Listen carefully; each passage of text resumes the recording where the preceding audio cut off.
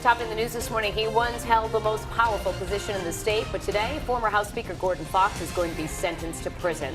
We first broke the news on the corruption charges against him here on Eyewitness News this morning, and then he later pleaded guilty to using campaign money for personal use and accepting a bribe. For more on the punishment Fox faces, we go live to Eyewitness News reporter Madeline Wright. She's live this morning in Providence. Back in March, Gordon Fox admitted he was guilty of several corruption charges, and he agreed to a 3-year prison sentence. Today, here at the courthouse, the judge is expected to decide whether to accept or reject that plea deal. Eyewitness News legal analyst Robert Correnti says if the judge accepts the deal, she'll give Fox a date to go to prison, which Correnti says will probably be in a month.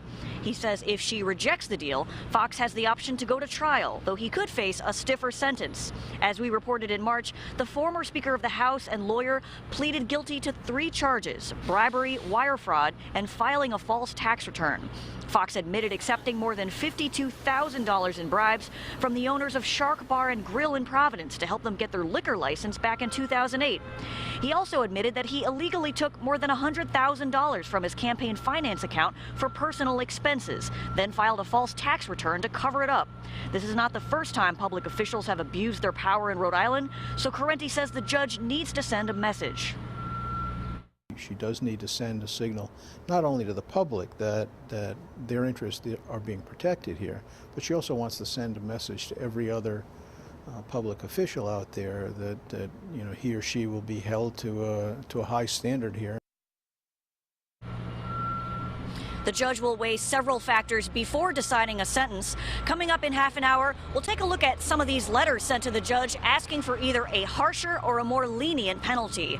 Live with the Providence Mobile Newsroom, Madeline Wright, Eyewitness News.